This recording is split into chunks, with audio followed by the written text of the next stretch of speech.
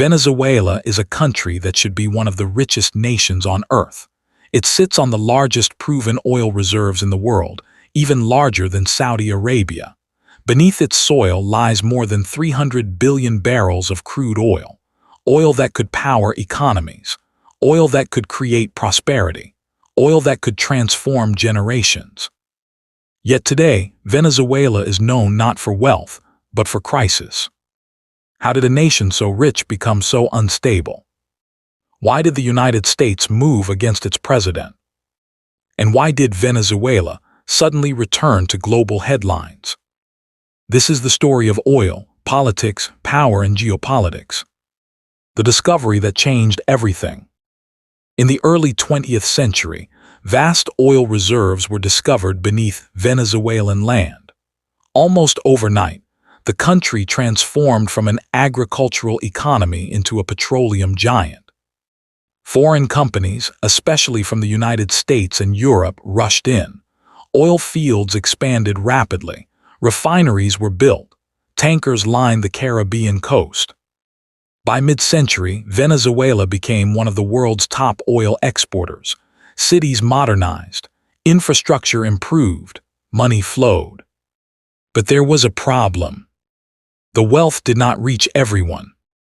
Oil created enormous income for elites and foreign corporations, while inequality widened.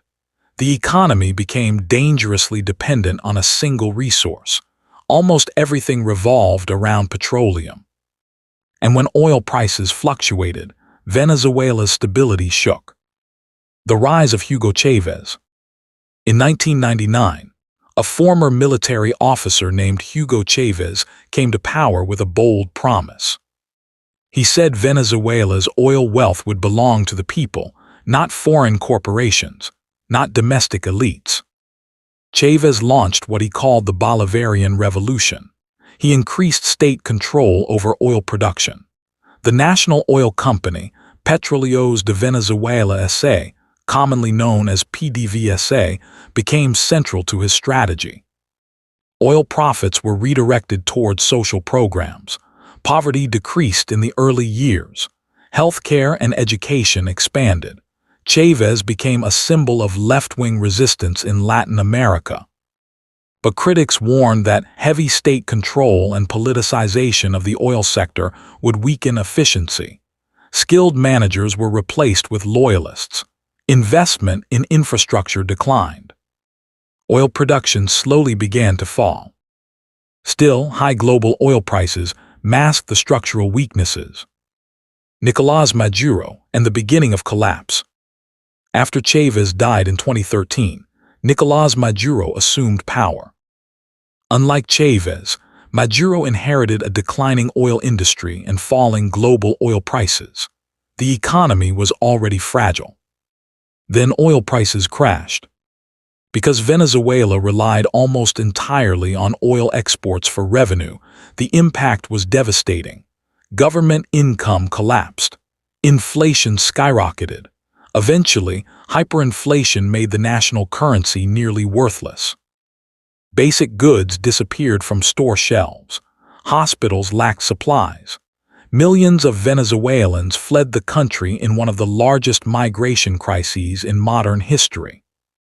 Oil production continued to decline due to lack of maintenance, corruption, and loss of skilled workers. The nation sitting on the largest oil reserves in the world could barely produce enough oil to sustain itself. Sanctions and international pressure. As political tensions grew, the United States accused Maduro's government of corruption, authoritarianism, and election manipulation. Beginning in 2019, the United States imposed heavy sanctions on Venezuela's oil sector. These sanctions restricted its ability to sell oil in global markets and limited access to financial systems. Supporters of sanctions argued they were necessary to pressure Maduro into restoring democratic processes. Critics argued the sanctions worsened humanitarian suffering and further crippled oil production. Meanwhile, other global powers stepped in. China increased oil purchases and provided loans. Russia offered political backing and limited military cooperation. Venezuela became a geopolitical chessboard. Why Venezuela's oil matters so much. Venezuela holds approximately 17% of the world's proven oil reserves. That makes it the largest oil reserve holder on Earth. In global energy markets, control over supply matters deeply. When major oil producers face instability, prices shift. When new production enters the market, global power balances adjust. For the United States, Venezuela presents both opportunity and strategic concern. Opportunity, because restoring oil production could stabilize energy markets and benefit international companies. Concern, because Venezuela's alignment with rivals like China and Russia shifts regional power dynamics in the Western Hemisphere. Energy security is not just economic, it is geopolitical. The detention of Maduro. In early 2026, global headlines erupted with dramatic news. The United States carried out a targeted operation resulting in the detention of President Nicolás Maduro.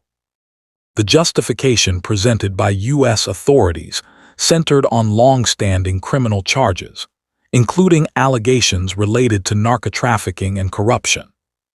Supporters of the operation claimed it was a decisive move against a regime accused of undermining democracy and facilitating criminal networks. Critics called it an unprecedented violation of sovereignty, effectively an act of intervention against a sitting head of state. International reactions were divided. Some regional governments welcomed the action. Others condemned it as destabilizing. China and Russia criticized the move strongly. The operation marked a turning point. Venezuela was suddenly back in the global spotlight. Was oil the real motive? This is the central question many analysts debate. Was the intervention primarily about democracy and criminal accountability? Or was it about securing access to the world's largest oil reserves? There is no simple answer. Energy markets had been volatile. Global demand remained strong. Access to stable supplies matters deeply for major economies. At the same time, Venezuela's internal governance crisis had been ongoing for years. Multiple motivations can coexist in geopolitics. Strategic interests, economic opportunities, ideological differences, and security concerns often intersect. Oil is rarely the only reason, but it is rarely irrelevant. The human cost. Amid discussions of reserves, sanctions, and intervention, millions of ordinary Venezuelans continue to struggle. Families separated by migration. Workers displaced from oil fields. Children growing up amid economic uncertainty. Some Venezuelans saw foreign pressure as necessary to change leadership. Others feared external involvement would worsen instability.